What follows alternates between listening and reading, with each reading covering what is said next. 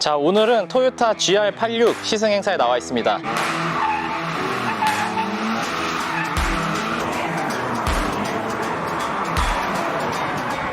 여긴 지금 인제 스피디움인데요. 저희가 바로 어제 이 차의 포토 세션에 가서 이제 차의 실내외를 구경을 했습니다. 오늘 드디어 이 차를 가지고 서킷을 달리게 되는데, 서킷 달리기 전에 풀체인지 2세대에 해당하기 때문에 어떤 부분이 조금 특징적인지만 잠깐 살펴보고 가겠습니다. 우선은 이 차를 딱 보면은 스바루의 BRG가 떠오릅니다. 왜냐하면 형제차거든요. 디자인이 달리한 형제차가 아니라 디자인마저도 똑같다라고 보시면 되는데, 이전에는 86의 헤드램프가 굉장히 좀 날렵하게 찢어진 느낌이었다면 지금은 조금 더 둥글게, 조금 더 각을 부드럽게 줘서 이렇게 디자인이 되었어요. 언뜻 봤을 때 제규어 F타입 같은 모델, 그런 모델들처럼 둥글둥글하게 바뀌었습니다. 이 차는 지금 퍼포먼스 패키지나 에어로 패키지가 안 들어간 차예요. 이제 상위 트림 프리미엄 모델인데 그 립이 상당히 앞으로 튀어나와 있습니다. 그리고 옆쪽에도 그릴 안에 이제 이런 것들을 식혀줄 수 있는 공기 통로들이 다 뚫려 있습니다. 오랜만에 작은 차가 나왔습니다. 요즘 큰 차들을 굉장히 많이 보여드렸는데, 이 차는 경량일 뿐만 아니라 크기도 작습니다. 길이가 4.2m대, 휠베이스도 2600mm 정도밖에 되지 않기 때문에 소형차다라고 말할 수가 있을 것 같아요. 이 정도 크기면은 BMW M2 같은 차보다도 더 작은 그런 정도 크기라고 보시면 됩니다. 옆면에서의 라인은 수프라랑 비슷하게 정통 스포츠카를 보는 듯한 그런 느낌이에요. 이 본인 라인이나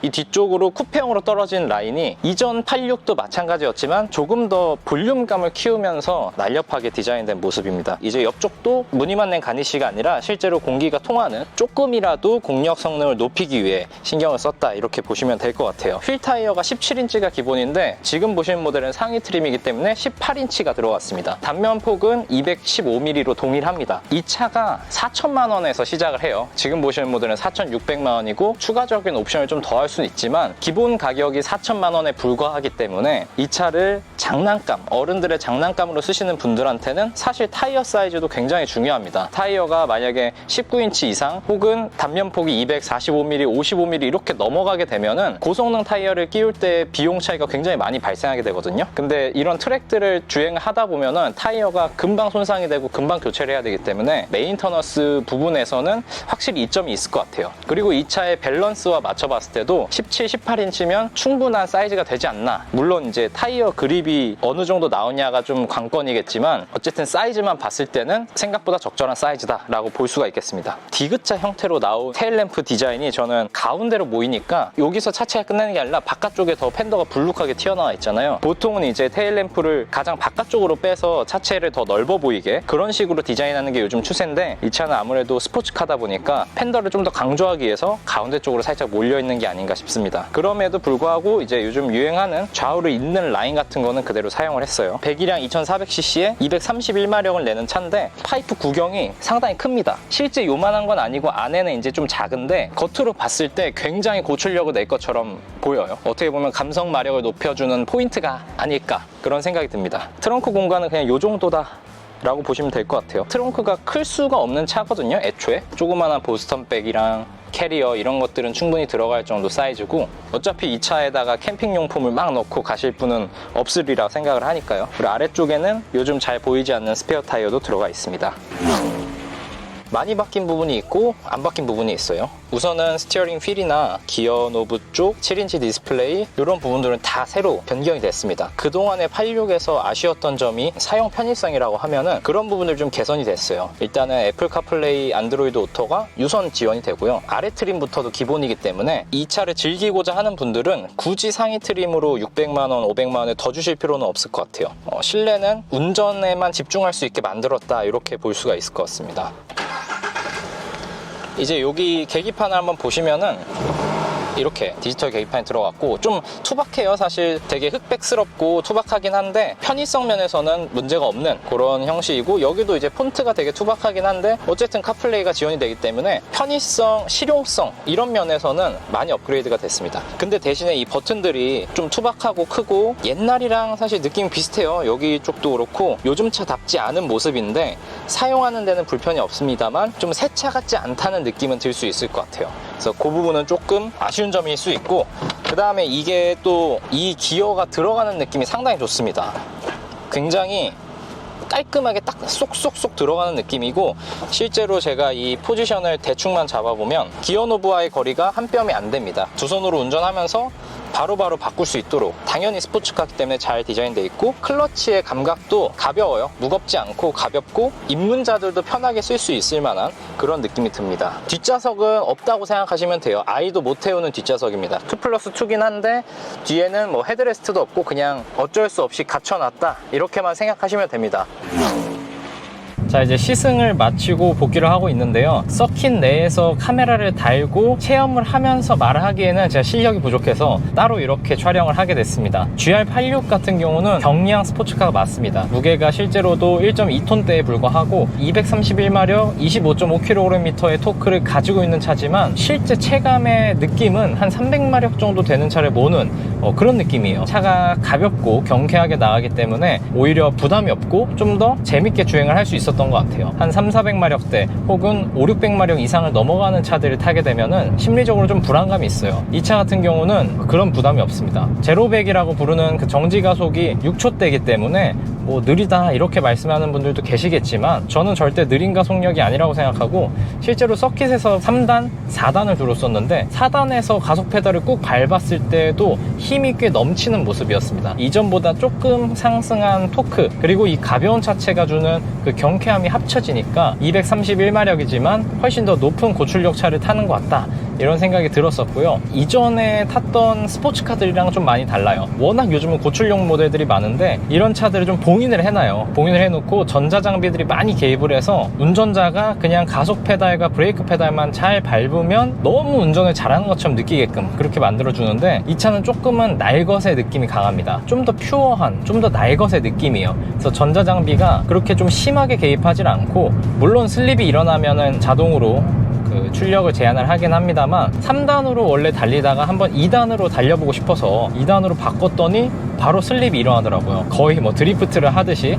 그래서 이런 부분들은 좀 더 재밌게 타고 싶다 하면 언제든지 뒤로 날릴 수 있는 차, 이런 차라고 보시면 됩니다. 뒷바퀴를 조금씩 흘리면서 탈 수 있는 차가 요즘에 그렇게 많지가 않아요. 잘 흐르지 않을 뿐더러 또 뒷바퀴를 흘리면서 타는 차들은 대부분 고출력 모델의 좀 값비싼 차들이기 때문에 부담이 많이 되는 게 사실입니다. GR86 같은 경우는 뭐 4천만원 정도에서 시작을 하고, 아까 제가 말씀드렸다시피 서킷 주행을 하면 타이어가 정말 빨리 닳고 뭐 이렇게 녹아가지고 잘못하면 빨리 교체해야 되는 그런 상황도 오긴 하는데, 그 타이어 교체에 대한 부담이 덜하고 막 즐길 수가 있는 그런 모델인 것 같아요. 86을 서킷에서 탄 소감은 한마디로 표현하면은 퓨어한 스포츠카였고, 누구나 재미있게, 또 출력이 높지 않으니까 더 좀 안전하게 탈 수 있었던 차, 그런 느낌이었습니다. 스포츠 모델을 입문하는 분들이 타기에 정말 좋은 적합한 모델인 것 같아요. 그리고 수평대양 엔진 자체의 그 소리도 굉장히 좋습니다. 스포티하고 뭔가 카랑카랑한 느낌이 좀 살아있어서 4기통이긴 해도 충분히 재밌고 귀도 즐겁다, 이렇게 볼 수 있을 것 같습니다. 그리고 슬라럼 테스트를 하면서 퍼포먼스 패키지가 들어간 모델과 아닌 모델의 차이를 또 한번 체험을 해봤는데, 체감이 크진 않았어요. 제가 뭐 이런 걸 업으로 삼고 있는 전문 드라이버도 아니기 때문에 그 차이를 명확하게 말씀드리긴 좀 어렵지만, 그냥 느낌적인 느낌입니다. 이거는 퍼포먼스 파츠를 단 차가 슬라럼이나 어떤 원선회 같은 거동에서 조금 더 편한 느낌이었어요. 만약에 서킷 주행을 하신다면 당연히 저는 퍼포먼스 파츠를 넣는 걸 추천을 드려요. 여러 가지로 프레임이 보강도 되고, 앞쪽에 댐퍼가 달린 스트럿바, 저는 그거 사실 실제로 처음 봤는데 그런 것들도 도움이 된다고 하니까 아무래도 넣을 것 같습니다. 가격이 뭐 3개를 다 합쳐도 200만 원이 안 될 것 같은, 아직 가격이 나오진 않았지만, 그렇기 때문에 저라면은 그냥 하이 트림에다가 퍼포먼스 패키지 3개만 넣어서 에어로 패키지는 넣지 않고 그렇게 해서 탈 것 같아요. 클러치 감각은 가벼운데 이렇게 팍 떼게 되면은 클러치 비트가 쾅 하고 붙습니다. 그래서 서킷에서는 클러치를 팍 떼게 되면은 직선 구간에서는 그렇게 크게 문제가 안 될 수도 있는데, 다음 단수로 넘어가면서 혹은 아래 단수로 내리면서 슬립이 좀 일어납니다. 그래서 아무래도 서킷에서는 그러면 이제 방향이 틀어질 수가 있고 차체 거동이 바뀔 수가 있기 때문에 그냥 부드럽게 좀 변속을 하는 게 더 나은 것 같기도 해요. 사실 차가 너무 잘 달려도 재미가 없어요. 너무 안정적이어도 재미가 없고, 근데 GR86은 그 적당한 선을 아슬아슬하게 지키면서 좀 운전자에게 위협감도 주고, 그러면서 동시에 퍼포먼스도 주는 이런 이제 적당한 위치를 잘 잡은 것 같아요. 25마력 정도 높아진 수치가 저는 굉장히 큰 메리트라고 생각하고 이전보다는 확실히 좀 호쾌해진 느낌이 있거든요. 브레이크의 뭐 내구성 테스트까지는 저희가 해보질 못했지만 브레이크 성능만 받쳐준다면 정말 재미있게 탈 수 있는 스포츠카가 아닐까. 요즘 거의 찾기 힘든 스포츠카 부류가 아닐까 이런 생각이 듭니다. 실제로 수동 변속기를 단 스포츠 모델이라고 부를 수 있는 차들이 몇 개 없어요. 국산차에서나 몇몇 모델들이 보이고 저 같은 경우도 실제로 제가 스포츠 모델을 구입을 하고 싶다 이런 생각을 계속 많이 했는데 당연히 벨로스터 N을 사야지 이런 생각을 했었거든요. 베렌의 약간 말도 안 되는 소리 그리고 여러 가지 편의 장비들, 내부 매칭 기능 이런 것들이 다 들어간 차를 원하시는 분들도 GR86을 한번 시승을 해보시면 이제 제대로 해볼 수 있다면 좀 마음이 끌릴 것 같아요. 저 같은 경우도 지금 GR86이 사실 더 갖고 싶거든요. 더 재미있고 더 갖고 싶은 차로 꼽으면 GR86을 꼽을 것 같아요. 베렌보다.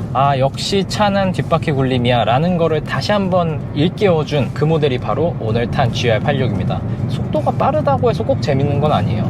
반대로 속도가 느리다고 해서 꼭 재미없는 차도 아닙니다. 근데 GR86은 생각보다 느리지 않으면서도 생각보다 빨라요. 정말 재미있게 탈 수 있는 차였다는 점은 확실한 포인트가 있는 것 같습니다. 오늘 정말 오랜만에 재미있는 정말 갖고 싶은 차를 만난 것 같아요. 자, 이렇게 토요타 GR86의 시승 후기 이 정도로 마치도록 하겠고요. 서킷에서만 잠깐 타봤기 때문에 사실 일반 도로에서의 움직임이나 일반 도로에서의 어떤 느낌, 편의성 이런 것들이 굉장히 궁금합니다. 조만간 또 시승 기회가 있다면 이 차를 가지고 일상 영역에서는 어떤지 그런 부분까지도 한번 집중적으로 살펴보는 시간 갖도록 하겠고요. 아마도 추측컨대 일상생활에서도 꽤나 좋은 움직임을 보여줄 것 같아요. 서킷에서도 연석을 밟을 때 느낌이 굉장히 좋았거든요. BMW M2 같은 모델 이런 모델들이 사실 상당히 탄탄하고 그러다 보니까 연석을 밟을 때만큼은 좀 우당탕탕거리고 범핑 범위가 짧다 보니까 그 한계점을 넘어가는 듯한 느낌이 보이거든요, 가끔 가다가. 근데 GR86은 스트로크 범위가 조금은 여유가 있기 때문에 연석을 부드럽게 넘으면서 동시에 이 타이어를 바닥에 딱 밀착시키는 느낌, 이게 굉장히 좋았습니다. 그래서 GR86이 아마도 일반 도로에서 달릴 때도 굉장히 좋은 모습을 보여주지 않을까 저는 이렇게 생각을 하고, 어쨌든 그 부분은 제가 다음번에 한번 시승을 통해서 알아보도록 하겠습니다. 감사합니다.